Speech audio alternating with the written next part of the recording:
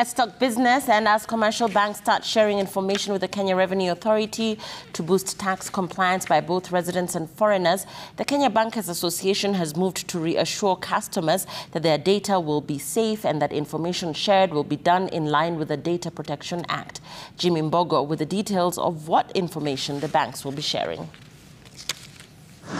Kenyan commercial banks have started implementing the Common Reporting Standard, KRA, a tax procedure regulation of 2023, which requires all Kenyan banks, trusts, and other financial institutions to report and share information about foreign account holders with the Kenya Revenue Authority, KRA, as the taxman steps up efforts to nab tax evaders and beneficiaries of illicit wealth. An announcement that has left customers jittery over their exposure. According to the Kenya Bankers Association, in correspondence to queries raised by Citizen TV, the taxman has requested data that includes account stakeholders' address, jurisdiction, residence, tax identification number, such as personal identification number or functional equivalent, as well as date and place of birth. Further, banks will also be expected to surrender the account balance or equivalent, including cash value or surrender value for cash value insurance contracts or annuity, respectively.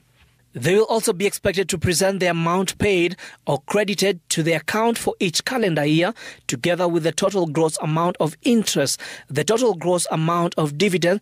the total gross amount of other income generated concerning assets held in account, the total gross proceeds from the sale of redemption of financial assets in that year or other reporting period concerning which the financial institution acted as a custodian, a broker, nominee or otherwise as an agent of the account holder for custodial accounts. The Bankers Association says all information will be submitted electronically using technology approved or provided by the Commissioner, KRA,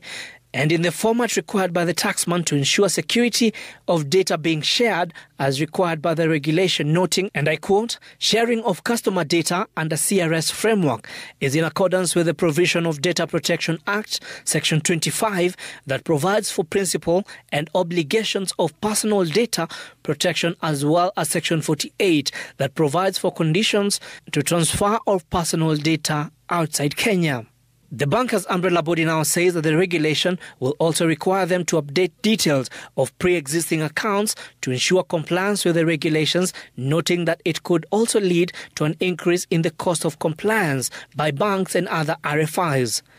Jimmy Mbogo, Citizen TV, Nairobi.